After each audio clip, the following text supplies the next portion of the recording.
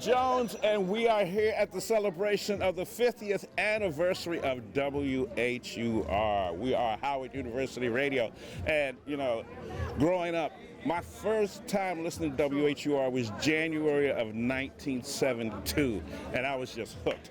And I had to go to Howard. I had to work at HUR, but we started out at WHBC, and with me was Karen Campbell, and she's here with me right now. How you doing? Oh, it's so good to see you. Can I give you a hug, even though you're holding the mic? Oh, no. We've had an incredible ride, starting at WHBC and then going to WHUR. We did, and the opportunities we had. Oh my God.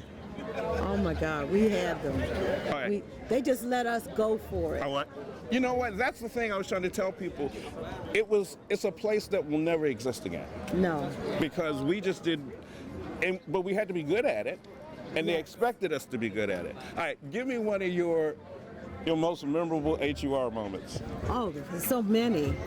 There are so many. We were talking about Melvin, and when he signed off at HUR, right. Linda Reynolds and I were in the studio with him all night that night. It was great.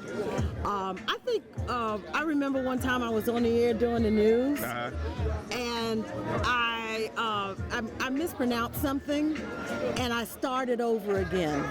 And the general manager, Robert Taylor, came downstairs and said, "I love you. You're gonna go far." Oh, ma'am, you're right in front of the camera while we're rolling. As you can see, we're live. Hello, McFly. Yeah, I see. You trying to get a picture of Karen? Yes. No, so you were saying, take two. So tell me your most famous HUR. Robert Taylor came down to correct me. That was funny. Jim Watkins, when I first met him, I was sitting on the table in the newsroom, and you know Jim built the station. Right. He gave it to me. He gave it to me. He was like, don't you have any home training? We don't do that here. But I guess the biggest thing was just the privilege of bringing the news and just the really, really great events that were happening in the DMV to the residents and being in the community with them.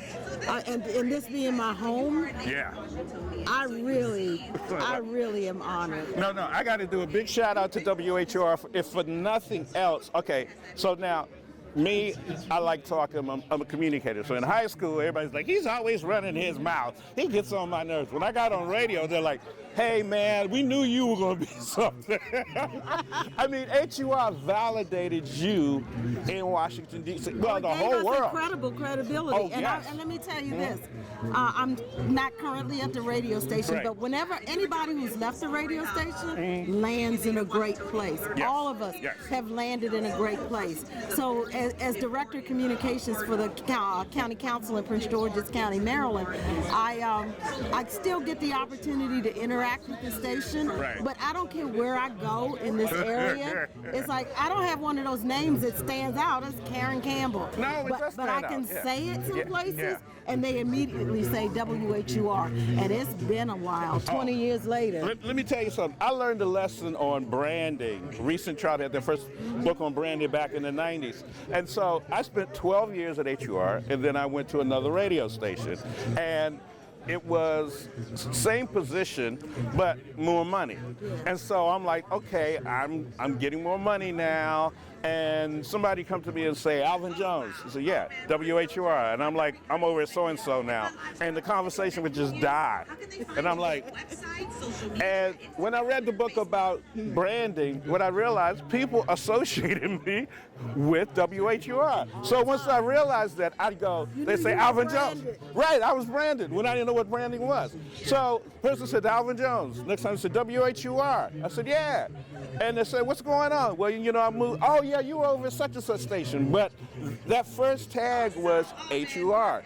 And the other thing I remember, and this was like 2010, 2011, somebody had dropped something off at the wrong building, in my building, and I took it over.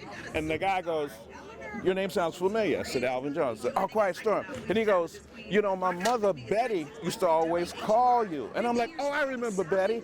And he said something to me, and it made it worth everything that I did. He says, you know, you helped my mom. I said, what are you talking about? He says, she used to call you and say she's listening and ask for a song. Her and my father were going through a divorce, and she was very depressed, and you comfort her. Wow. And I was like, that's what made all this worth it. That's what it's all about. Right. And today, I just wanted to say two things. I want to wave to Donnie across the alley, who is peering over his glasses and staring at us. Oh, I got to get a shot of that. Yeah. He's just looking over and going. And then I want to say, just in closing, that this wall today immortalizes the station and each of us who came through the station. Yes, it does. And that, it's nothing you can compare it to. No. Nothing you can compare. Happy birthday. 50 years. Sounded like Washington, I tell you. I don't know. We've been blessed. I definitely feel that way. Yeah. I am standing in the anointing. Because here we are in 2021 going into 2022, and if somebody says, what's your name? They go, Alvin Jones. They say, from WHUR? And I'm like, yeah. So thanks a lot. Thank you. And I'm going to try to get some other folks here. We got some other folks. Manzy's here, some other folks, and just talk about the whole experience of WHUR, 50 years. All right, we get another hug, right? Yep.